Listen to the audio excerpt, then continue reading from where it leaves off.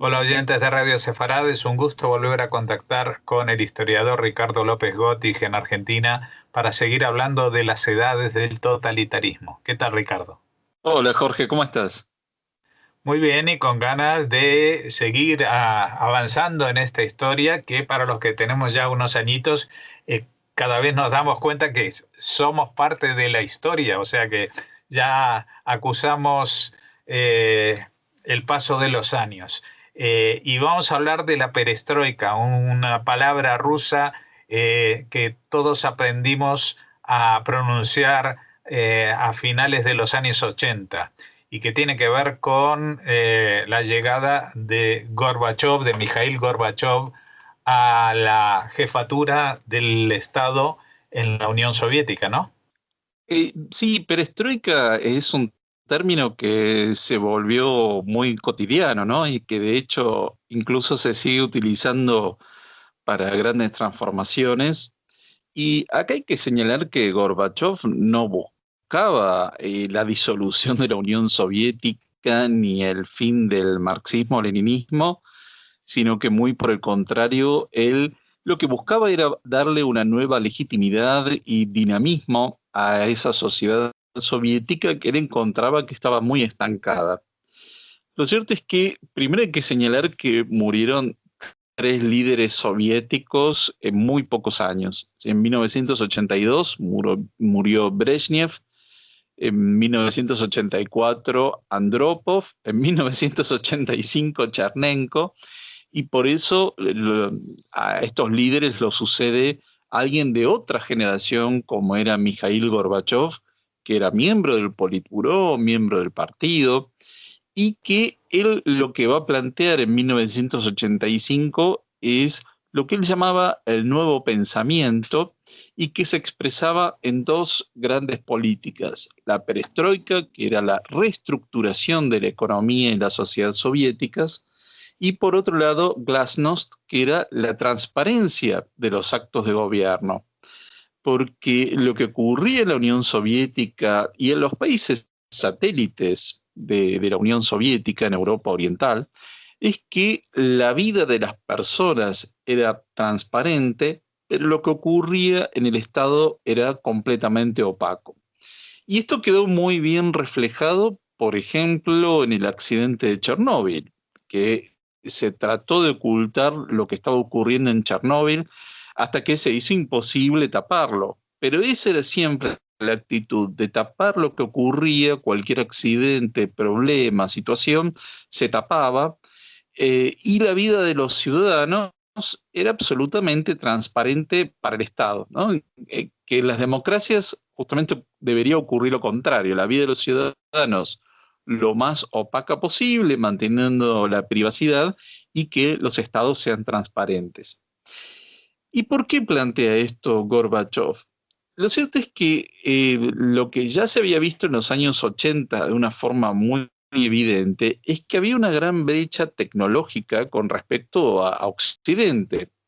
De modo que lo que buscaba Mikhail Gorbachev era darle un nuevo dinamismo a esta situación, y darle una nueva base de legitimidad al partido, y busca de esa forma un deshielo.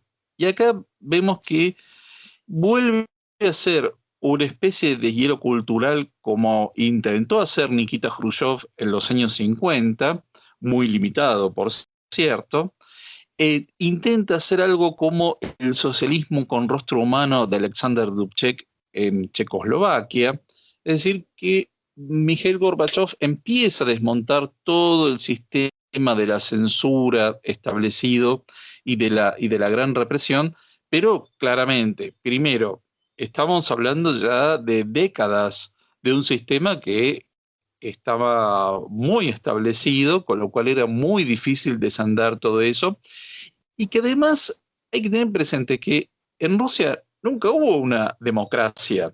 Entonces, no tenían un pasado al cual volver. No es como otros países que han restaurado sus democracias. En este caso, era avanzar hacia un nuevo tipo de sistema en el que iba a haber un mayor margen de libertad, pero a su vez Gorbachev tenían que andar con mucha prudencia, con lo cual nos encontramos con la siguiente situación. Y esto lo hemos mencionado en varios capítulos precedentes. ¿Cómo es que él empieza a relajar la censura? ¿Cómo es que, el, eh, por ejemplo, el doctor Zhivago se puede publicar en la década de los 80, los libros de Vasily Grossman también?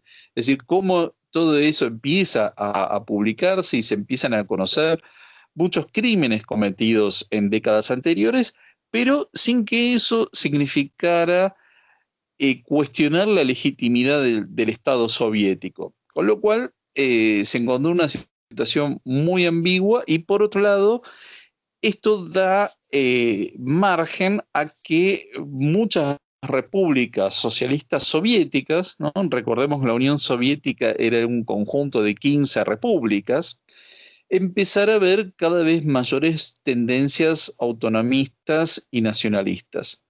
Pero por otro lado, otro gran límite que tiene Gorbachev es que él no exige esa perestroika a los países satélites.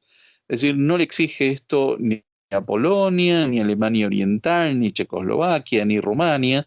Por lo tanto, seguía existiendo esa vieja impronta estalinista en los países satélites, seguía siendo muy fuerte esta impronta dentro de la propia Unión Soviética y no se sabía hasta dónde era el alcance de estas transformaciones.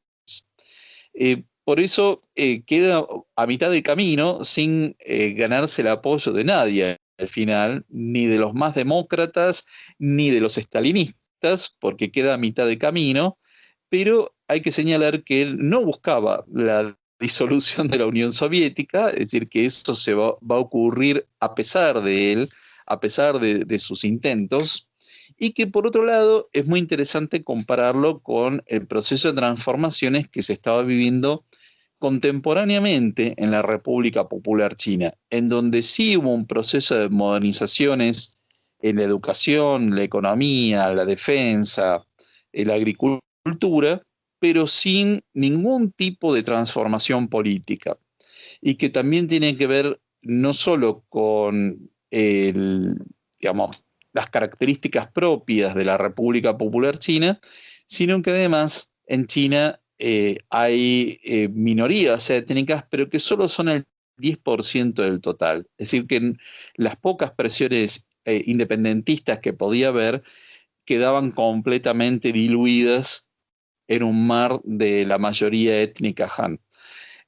Con lo cual es muy interesante lo que empieza a ocurrir en el periodo de la perestroika y glasnost, porque se empieza a relajar la censura, empieza a haber una apertura del mundo exterior. De hecho, Gorbachev conoce literatura a partir de su propia política, conoce literatura que hasta ese entonces no había tenido acceso, y que esto genera grandes expectativas en la población de mejoras sociales y económicas que no van a poder ser resueltas y que van a terminar haciendo desplomar al propio sistema.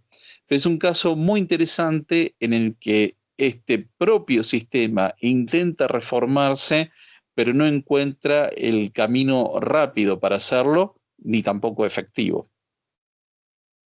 Sí, realmente cuando sucedió ese desplome en el año 91, pues no solamente los soviéticos se quedaron con la boca abierta, sino todo el mundo. Seguramente hablaremos de esto en próximas entregas, entre ellos los satélites de la Unión Soviética en Europa Oriental, que se quedaron sin ese paraguas protector por una parte y castrador por otra. Y por otra parte, ni siquiera en Occidente se vio venir el proceso que se estaba dando, ¿no? Muchos pensaban que ese reformismo de Gorbachev iba a traer una suavización de la Guerra Fría, pero no que iba a hacer la debacle que finalmente fue, ¿no?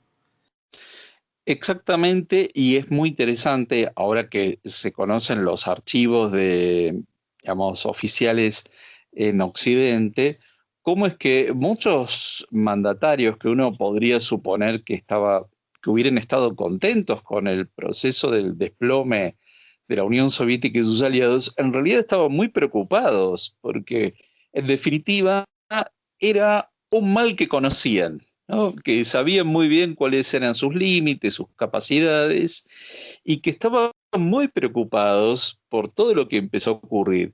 Pero bueno, nos vamos a centrar un poco en esa etapa de cambios que también coincide con toda la ola democratizadora que hubo en el sur de Europa, en América Latina, es decir, que fue parte de una ola de democratización de los años 80 que, bueno, recorrió a varias latitudes en el mundo. Sí, una especie de primavera democrática que se vivió, tú estás hablando desde Argentina, desde el año creo que era 82, ¿no? Que cayó la dictadura militar. No, en el Así año es, en el 84. 83 hubo elecciones, sí, en el Sí, sí. 85 en Brasil, Sí, bueno, también en Uruguay, sí. aquí en España, un poco después de la muerte de Franco, pues en el año 78 se establece una constitución. Estamos hablando de un periodo de transición a esta que se denomina posmodernidad, pero que en realidad hunde sus raíces en esta historia que estamos contando. Y que seguiremos contando la semana que viene, si todo va bien. Gracias Ricardo López Otis por habernos atendido como siempre y seguiremos avanzando en estas edades del totalitarismo. Muchas gracias y como siempre un gran saludo a toda la audiencia de Radio Sefarad.